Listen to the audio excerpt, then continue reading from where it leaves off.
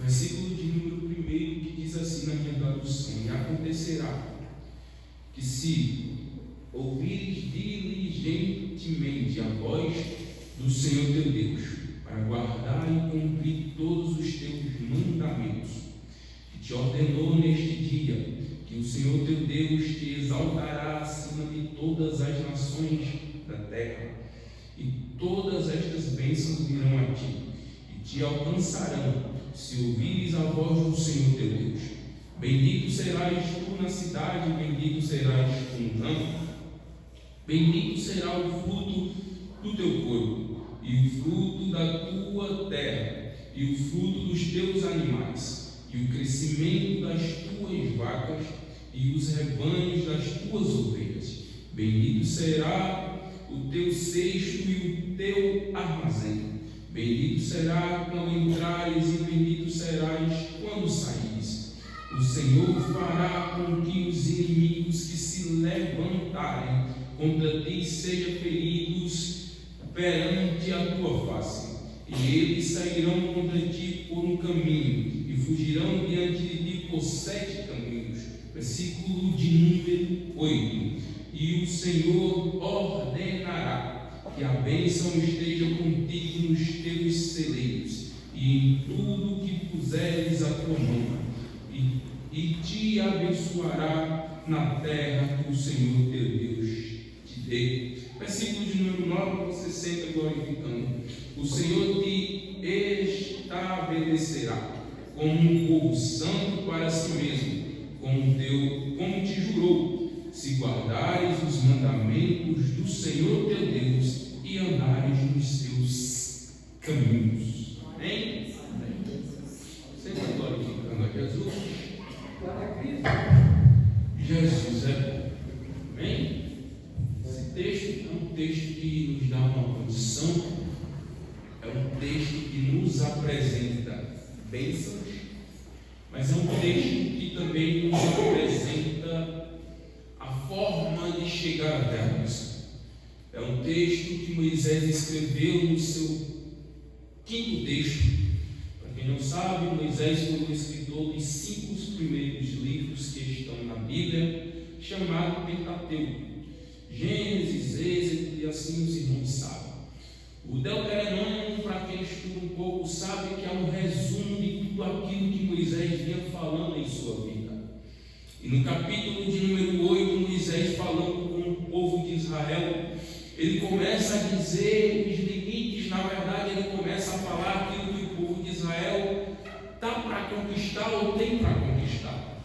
Ele começa no seu versículo de número 3 do capítulo 28, dizendo: bendito serás tu na cidade, e bendito serás tu no campo. Não importa onde você estiver, bendito serás você. Essa palavra bendito é muito linda, porque se a gente mudar ela um pouquinho, ela vai traduzir dizendo abençoado, tu és uma bênção.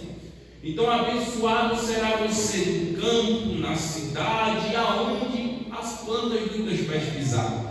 É muito lindo, porque para José, a Bíblia vai dizer que Deus olhou para ele antes mesmo dele entrar no Egito. Deus olhou para ele e disse: José, eu sou contigo, e aonde colocar as tuas mãos, ali eu abençoarei. José tem um dom de aonde ele colocar a mão, multiplicar, onde ele entrar, o negócio que estava travado começa a destravar, o negócio que estava parado começa a andar. E isso é uma das benignidades de Deus para com seus filhos. Só que o mais interessante é que Moisés não deixa só na benignidade de Deus. Moisés ele começa a trazer o pós da bondade de Deus. Para você alcançar as bênçãos, você tem que obedecer simplesmente esses versículos que Moisés falou. Principalmente o 9, que diz: o Senhor te estabelecerá como um povo santo para si mesmo, como te jurou, se guardares os mandamentos do Senhor teu Deus, e andarás nos teus caminhos. Moisés ele começa a narrativa do capítulo de número 28 apresentando tudo tudo aquilo que era de bom para a gente e para o povo de Israel. Dizendo que se a gente for um povo benignidade com Deus, se Deus tiver benignidade com a gente, onde a gente chegar vai acontecer, onde a gente pisar vai florescer, onde a gente colocar a mão, o que estava faltando vai aparecer, e os nossos celeiros não vai se acabar, não vai se secar. Só que no 9 ele dá uma lapada na gente, no povo, dizendo: é simples, para acontecer tudo isso é só obedecer e guardar os mandamentos de Deus. Jesus vai falar em João 10, 9, dizendo: eu sou a porta, se algum homem entrar por mim, ele será salvo, e entrará e sairá, e achará pastagem. Isso aqui é muito lindo, porque Jesus, já perto da crucificação, João assim descreve dizendo que Jesus olhou e disse: olha, se vieres por mim, porque eu sou a porta, passares por mim, você vai achar pastagem, você não vai estar sozinho, eu tenho um campo amplo para você. E independente se Satanás tomar a frente ou não, a bênção não está cogitada no lugar que você está, a bênção está cogitada em você. Porque Abraão olhou para Ló e disse: escolhe o canto que tu quer ir. Ló olhou e disse: eu quero ir para os campos, eu quero ir para a pastagem. E o que é que sobrou para você, Abraão? Para mim sobrou terra seca, sobrou sol, sobrou deserto, sobrou pedregulho. Só que o mais interessante é que, sobrando isso para Abraão, Ló foi para um canto melhor, porque os seus pastores tinham brigado. Só que nessa de Ló ir para o canto melhor, o tempo vai passando e o negócio vai revertendo, irmão Fernando. O quadro vai mudando. Aonde tinha sol começa a chover, aonde tinha seca começa a aparecer planta, e aonde tinha planta começa a dar seca. Por quê? Porque a bênção não está cogitada no lugar que você se encontra, a bênção está cogitada em você. E se eu fosse você, eu já tinha dado glória no meio dessa palavra, e eu vou repetir para ver se você entende. A bênção não está cogitada no lugar que você se encontra, a bênção está cogitada em você, a bênção está em você. E aonde você colocar sua mão, a planta do seu pé, até aquilo que estava morto vai reviver.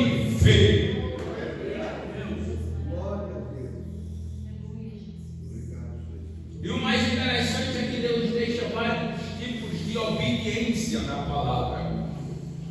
Os escritores, é muito lindo em deixar, porque é muito lindo a gente querer a bênção, mas esquecer da obediência. A gente não entende essa forma de obedecer para ter, a gente quer ter para depois obedecer. A gente primeiro quer colocar a mão, quer sentir, quer ver, quer tocar, para depois obedecer aquilo que está escrito. Só que o mais interessante é que para a gente ter alguma coisa, irmã Maria, a gente tem que estar ligado, interligado com a obediência de Deus. Porque quando passa o tempo da lei, no Antigo Testamento, e chega Jesus trazendo um tal de graça, muita gente esquece disso, de que? Da lei. Por quê? Porque se está na graça, a gente peca, está tudo bem, está perdoado, pererê, barará, e está tudo certo. Só que a gente esquece de uma coisa, que esse mesmo Jesus, que pregou a graça, que pregou a misericórdia, que pregou o arrependimento, vai ser o mesmo Jesus que no fim dos tempos, quando a trombeta tocar, que você chegar nos céus, estiver no grande tribunal, olhar para ele e dizer: eu fiz isso, eu fiz aquilo, em teu nome, ele mesmo vai olhar para mim e para você. Se a gente não estiver santo, vai dizer: apartai-vos de mim, maldito, porque eu não te conheço. Então não fica só ligado nesse negócio de graça, não vai andando errante só porque existe graça. Aprenda a obedecer. Salmo 91 é um salmo de obediência conjecturado com livramento,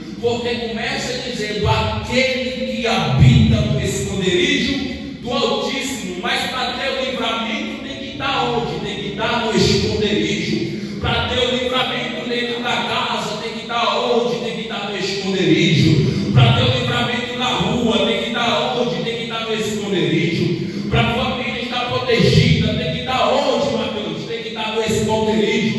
A gente quer proteção, esquece no esconderijo. A gente quer que Deus envie anjo para livrar, esquecendo de estar num ambiente, num local que Deus assim depositou para ele você estar. A gente quer que o mal não venha à nossa casa, que 1000 caia do lado, 10.000 do outro, mas a gente esquece que para isso acontecer, a gente tem que estar no esconderijo do Altíssimo. E Mateus, quando a gente está no esconderijo, o que é que acontece? Nem o mal te sucederá, nem praga alguma chegará à tua tenda, porque Deus ordenará aos anjos para que te guarde, que te livre em todos os teus caminhos. Jonas começa a pregar em Nínive arrependimento,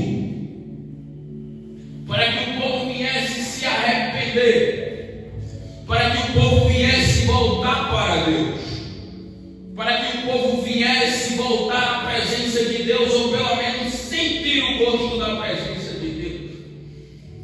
Só que quando o povo começa a escutar a pregação que não era muito boa, qual é a pregação? Deus vai derrubar as muralhas, Deus vai deixar vocês vulneráveis e Deus vai acabar com tudo, tá? E isso chega ao ouvido do rei, o rei escreve dizendo que ninguém vai comer nada, todo mundo vai ficar em jejum, até que Deus reverta esse quadro da história. Em Jonas 3,5 vai dizer: assim as pessoas de Nínive crerão em Deus e proclamaram o jejum, e vestiram-se de panos de saco, desde o maior para o menor, desde o mais velho para o recém-nascido. O povo paralisou tudo, porque a pregação não era muito boa. E Jonas, ele traz só essa mensagem no seu livro. Qual mensagem? Mensagem de Nínive. Ele poderia ter escrevido várias mensagens que assim Deus porventura tenha ali revelado, só que ele escreveu só a de Nínive. Por quê? Porque ele queria que o povo se arrependesse. Deus, na verdade, queria que o povo se arrependesse, irmão Fernando. Só que no coração de Jonas era o quê? Que o povo fique com o coração duro, que é para Deus fazer aquilo que ele está dizendo. Só que o povo foi obediente à voz de Deus, e obedecendo a Deus, eles reteram para si o livramento de Deus. Eles reteram para si o livramento de Deus. Quer livramento? Eu sei que essa mensagem não é para a glória, e eu não estou me importando, mas quer livramento? Entra na obediência de Deus. Quer prosperar? Entra na obediência de Deus. Quer que o teu celeiro não se esvazie? Entra na obediência de Deus. Porque se você entrar na obediência de Deus, até aquilo que falta, Deus, ele é o Deus que faz aparecer. Se tiveres na obediência de Deus, até aquilo que era para ser de morte, para ser de luto, Deus aparece na história e transforma isso em vida. Se estiverem na obediência de Deus, até o mar revolto ele faz acalmar. Se tiverem na obediência de Deus, até no último minuto de vida, ele olha para você e diz: hoje mesmo estarás comigo no paraíso. Se tiveres na obediência de Deus, até quando Satanás se levantar contra você, ele já tem liberado o anjo com a espada de fogo, dizendo: do meu filho não toca, da minha filha não toca, na casa dele não entra. Por quê? Porque ele está na minha obediência.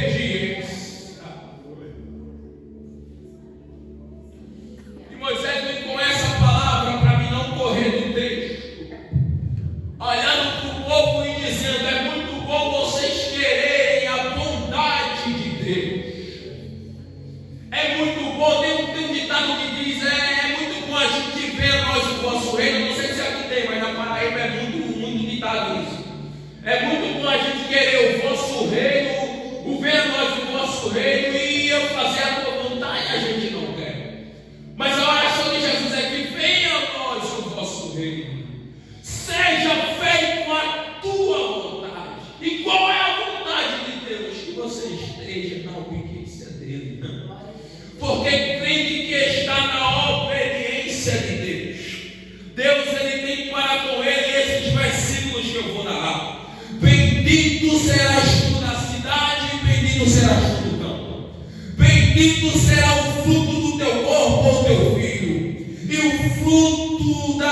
tua terra e o fruto dos teus animais, e o crescimento das tuas vacas e os rebanhos das ovelhas. Bendito serás o teu cesto e o teu armazém. Bendito serás quando entrares e bendito serás quando saíres. Isso aqui é muito perfeito, porque Moisés estava declarando para o povo, independente do ambiente, da circunstância ou do horário, a bondade e as bênçãos de Deus te acompanhará. Para começar a esquentar o ambiente, olha para quem está do teu lado e diz: a bondade de Deus. Não, você não escutou. Olha para o crente que está do teu lado e diz para ele: a bondade de Deus te acompanhará. E as bênçãos dele irá contigo. Quando Deus olha para Gideão, em Juízes 7:7, dizendo: observa o povo. E o Senhor disse a Gideão: pelos 300 homens que obedeceram, eu vos salvarei. Pelos 300 que estão firmados, alicerçados, eu vos salvarei. Pelos 300 que estão ligados, interligados naquilo que eu falei, eu vos salvarei. Pelos 300 que estão na rocha, que não vai cair, que não vai recuar, eu vos salvarei.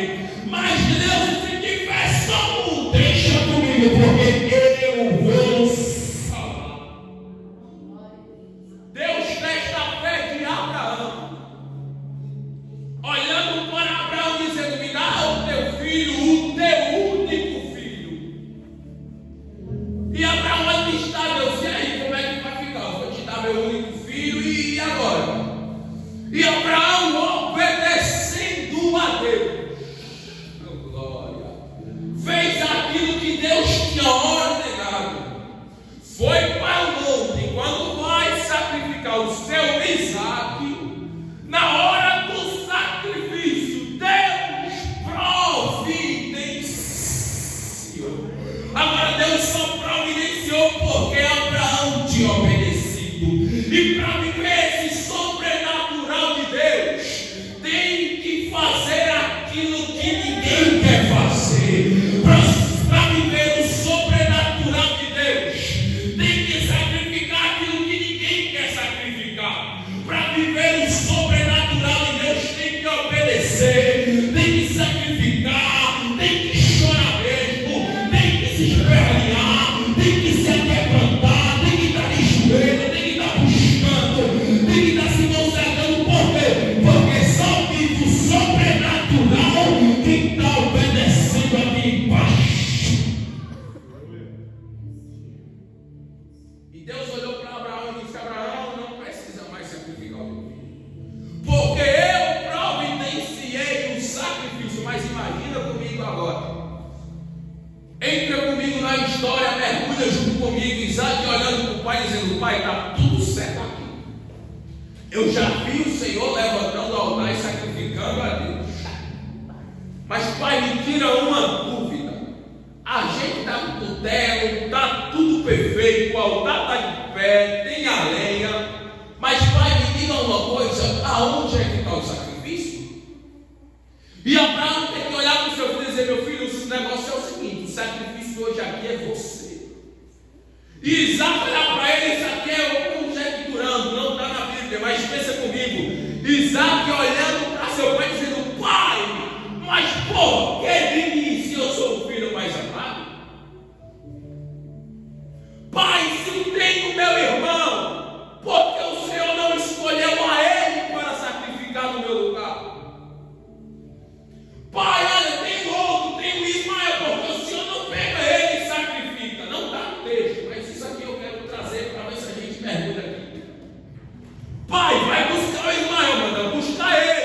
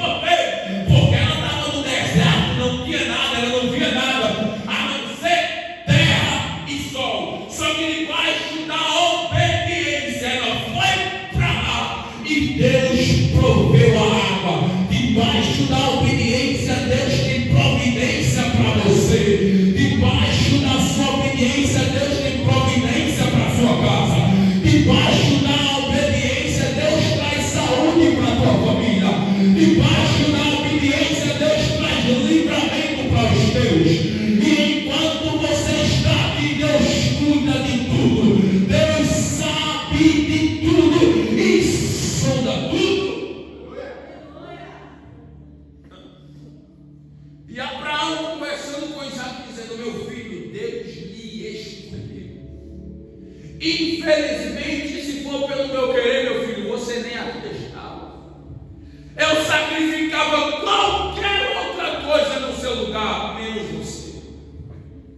Eu sacrificaria tudo, meu filho, tudo que eu tenho, menos você. Só que Deus pediu a ti, Isaac.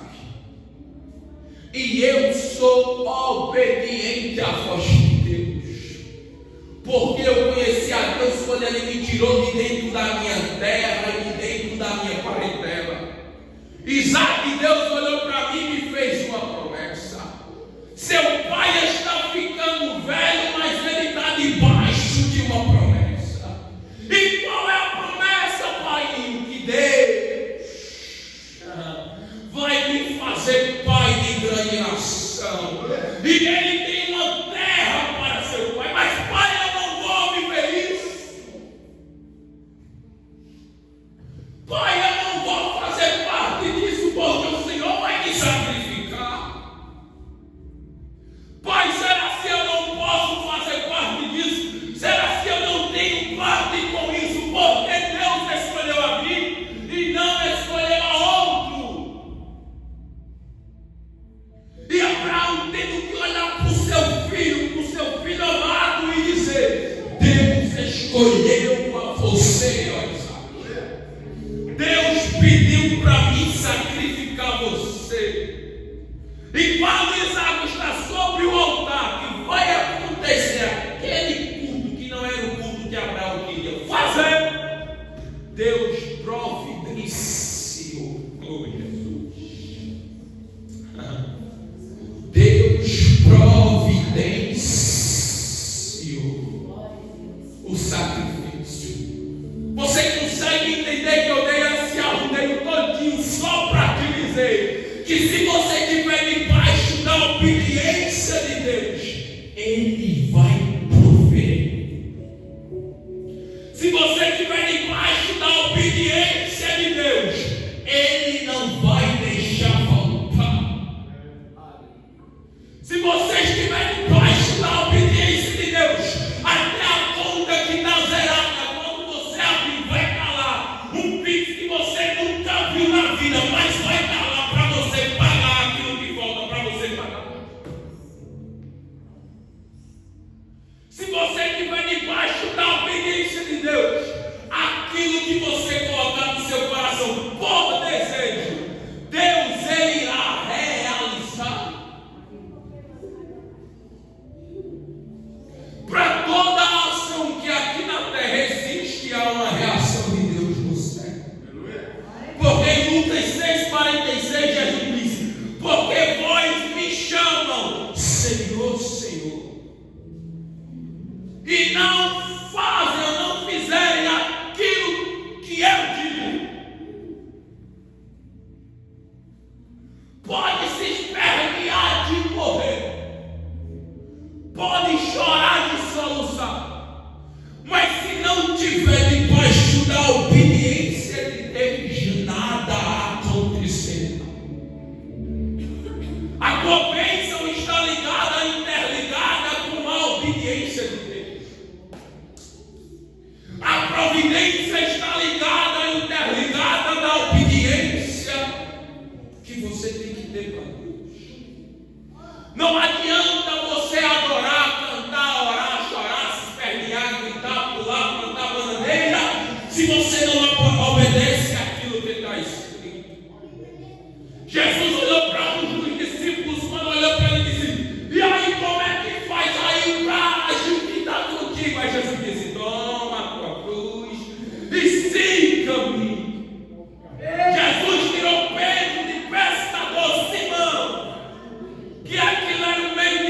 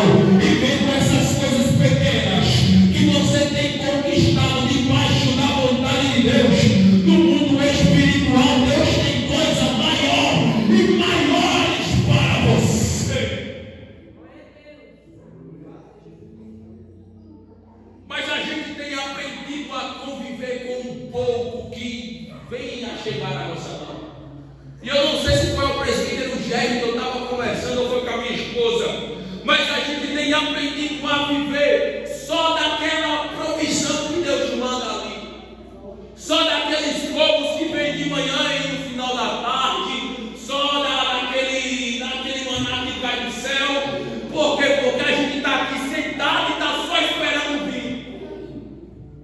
Só que Deus tem apresentado para a gente algo maior que esse, algo maior. Eu tenho terra que manda leite, velho. Enquanto você está querendo se acostumar com essa provisão, Deus tem algo maior para você, dizendo: eu tenho uma terra, eu tenho lugar, eu tenho isso para te dar. Deixa de querer viver debaixo de provisão e vem viver debaixo daquilo que eu já tenho preparado para você.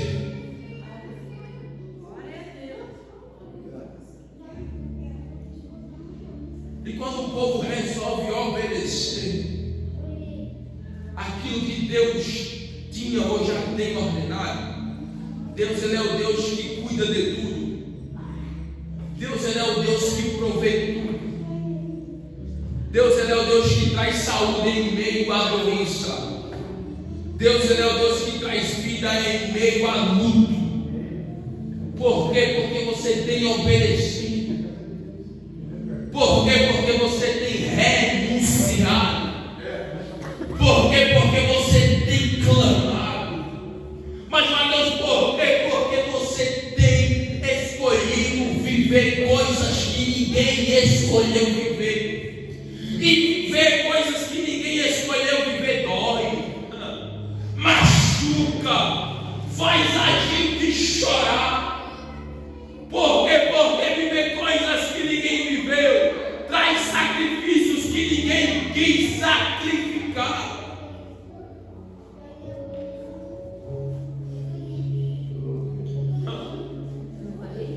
Traz sacrifício que ninguém quer sacrificar. Mas você vive aquilo que ninguém viveu, glória. Você vive aquilo que ninguém nunca vai viver. Você entra num patamar que ninguém consegue entrar.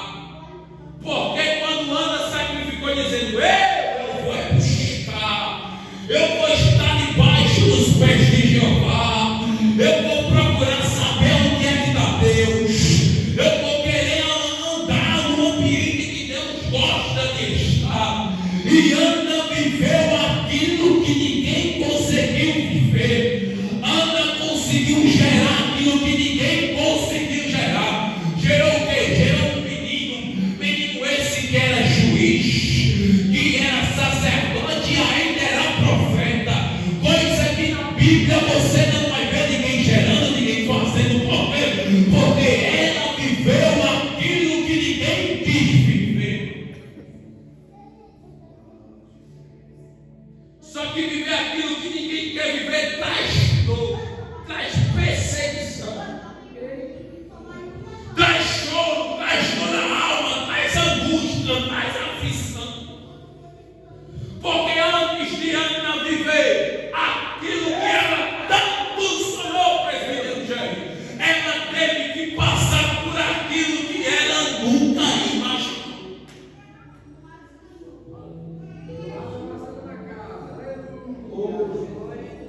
Para ela viver aquilo que ela tanto sonhou, irmão Fernando, ela teve que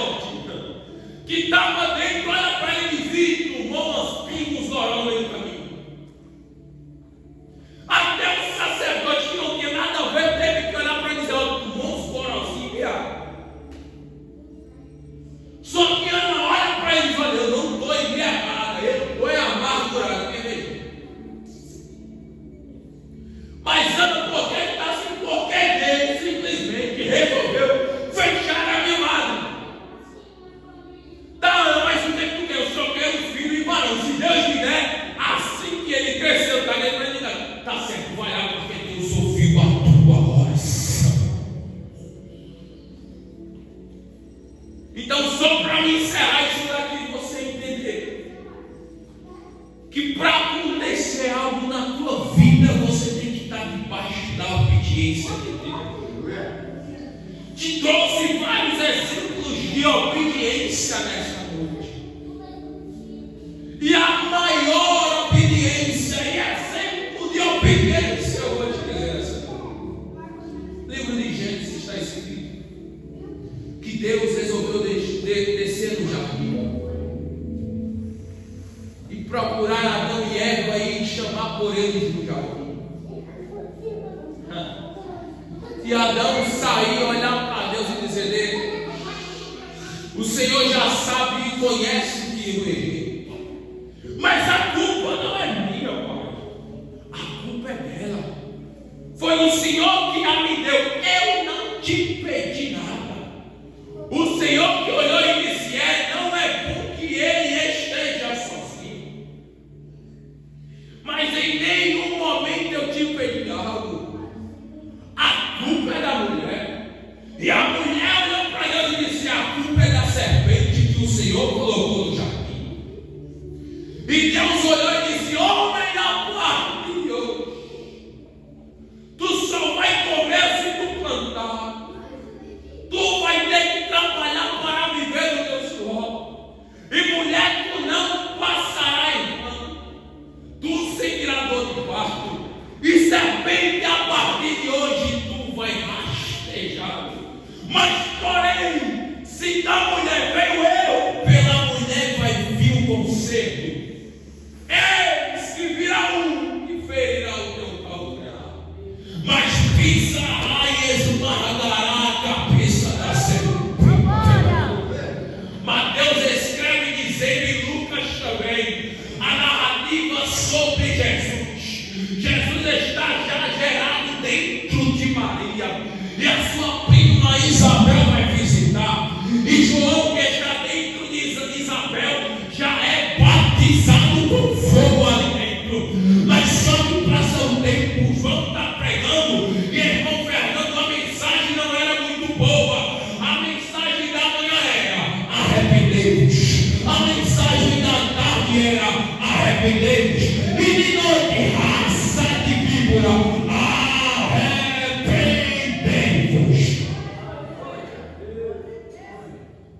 E João batizou. E João olhou e disse: mas está vindo um por aí, que eu não sou digno nem de atar a sandália dos vossos pés. E lá vem Jesus descendo o monte. E quando olharam para Jesus, disseram: quem é este? João olhou e disse: é aquele que vem ali. Aquele é o escolhido do Pai. E Jesus desce no Jordão, olha para João e diz: me batiza, João. E João olhou e disse: eu não sou digno. Aí Jesus olhou e disse: me batiza, porque tem que se cumprir aquilo que está escrito. E João batizando, Deus já do céu, a ponto dele dizer: se é meu filho, aquele que eu tenho muito comprado, e leva o próprio filho para o deserto para ser tentado.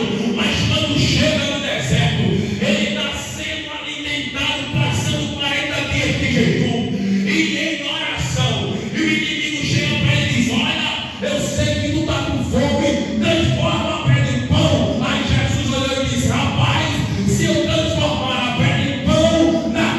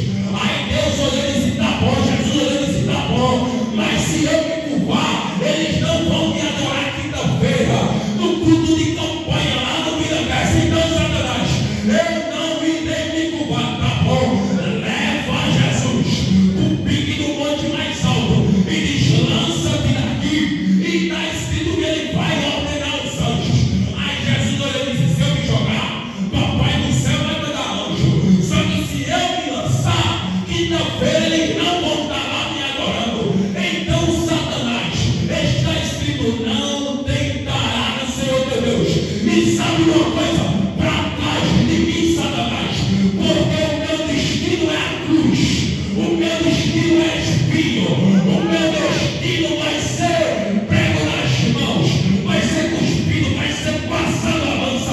Mas eu sei que para tudo há um preço, e esse preço vai ser pago, e já foi pago na cruz por mim e por você. A maior obediência foi na cruz com Jesus. Ele que não tinha nada a ver na história, mas ele decidiu descer. E nessa de descer, ele decidiu que ele ia sofrer. Pilatos procurou pecado nele, e nenhum pecado foi achado. Levaram ele para Barrabás e disseram: e agora? Quem é que vocês escolhem? Olharam para Barrabás, o maior assaltante, o maior bandido daquele tempo, e disseram: solta Barrabás e crucifica Jesus. E olharam ainda e disseram: que o sangue dele caia por nossas cabeças e dos nossos filhos. E Jesus, olhando aquilo e tendo que perdoar,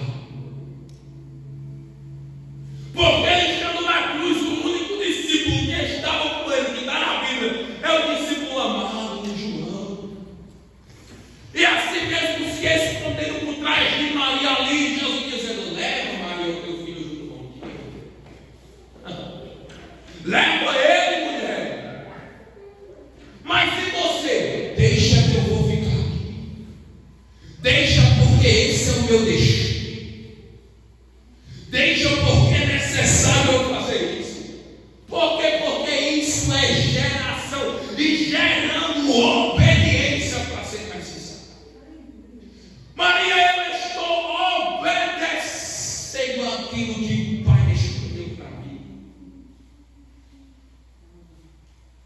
E quando Deus decidiu escolher o seu filho para mandar para a terra, o seu filho veio para obedecer aquilo que o Pai tinha ordenado. Então nessa noite eu quero dizer para você: obedeça. Obedeça aquilo que Deus falou para você. Obedeça aquilo que está escrito. Porque a palavra do Senhor vai dizer que a palavra de Deus é luz e lâmpada para os nossos pés. Mas para ser lâmpada e acender, a gente tem que estar debaixo da obediência. É muito bom porque Moisés disse: nós, mas bendito vai ser tu aonde tu pisares. Não faltará nada nem no teu celeiro, nem no teu armazém. Mas para isso não faltar, tu tem que obedecer.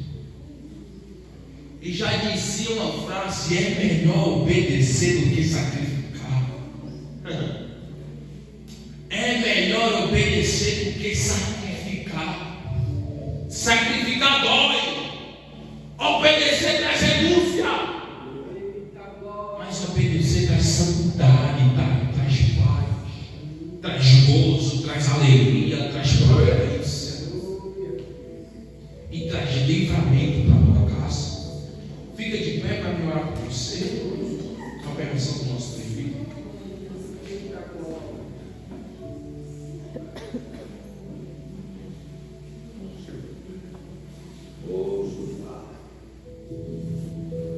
Eu sei que está frio, mas vai esquentar a tua mão. Pega na mão do crente que está do teu lado.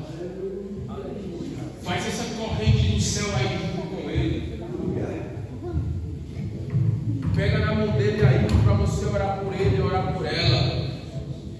Porque às vezes alguém está precisando só de um despertar de Jesus, para que ele venha entender aonde Deus quer lhe colocar. Porque quando a gente trabalha, o nosso chefe muda a gente de setor direto. Uma hora você está aqui, uma hora você está ali. E você vai obedecendo porque você precisa daquele salário, daquele emprego.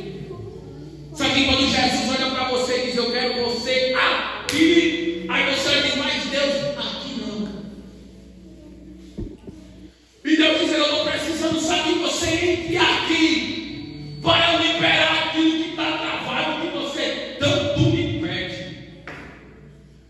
Deus é condicionado para te dar alguma coisa se você fizer alguma coisa para Ele. Só que Deus, Ele quer ver o seu sacrifício. Então nessa noite, ora junto comigo, fecha os teus olhos, sobe o tom da tua oração, começa a orar, ora junto comigo, abre a tua boca, deixa de orar em silêncio. A palavra do Senhor vai dizer: se você quiser orar em silêncio, vai para o teu quarto. Mateus 6,6, entra no teu quarto, abre a porta, fecha ela, que o Pai vai falar contigo em silêncio. Aumenta o tom da tua voz, aumenta o tom do teu clamor. Pai, em nome do teu Filho amado e Salvador Jesus Cristo, Deus, Pai da luz e Pai da eternidade, Deus que não tem pecado, Deus que não erra e que não falha, nessa noite, no segundo passo da campanha, a gente vem te orar e te pedir: Deus, nos ensina mais a ser obediente. Pai, nos traz um primeiro amor, aonde o Senhor falava vai, a gente ia, aonde o Senhor dizia fica e a gente parava, aonde o Senhor dizia entra na direita, a gente rolava, sem nem saber se ali existia rua, mas acreditando que o Senhor era o Deus que criava a rua para a gente. Pai, nessa noite, junto da tua igreja, eu te peço, nos ensina a ser mais obediente, Senhor. Nos ensina a ouvir mais e falar bem menos, Deus. Pai, nos ensina a ser obediente na tua casa e fora dela. Glória a Deus, aleluia. Oh, Espírito Santo, nos ensina a obedecer aquilo que está escrito na tua palavra, porque a gente sabe que se a gente obedecer, o Senhor é o Deus que provê. Que se a gente te obedecer, o Senhor é o Deus que vai fazer acontecer. Nos ensina a cada dia mais a ser crente como da primeira vez. Nos faz ser mais cristãos a cada dia. Nos faz, Deus, andar por essa fé que nos locomove, Espírito Santo. Por essa fé que a tua palavra diz que mesmo que se a gente não vê, a gente acredita que vai acontecer. E que se a gente tiver a fé do tamanho do grão de mostarda, a gente consegue transportar montes de lugares. Nos ensina a obedecer mais, Deus. Nos ensina a ser melhor a cada dia. Oh Deus, nos ensina, Pai, porque o Senhor é professor por excelência. O Senhor é professor sem ter feito faculdade. O Senhor é advogado sem ter prestado na OAB. O Senhor é juiz federal sem ter precisado nem estudar.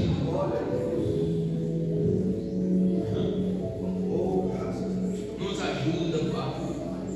Nos ajuda a viver essas bondades e benignidades que Moisés escreveu.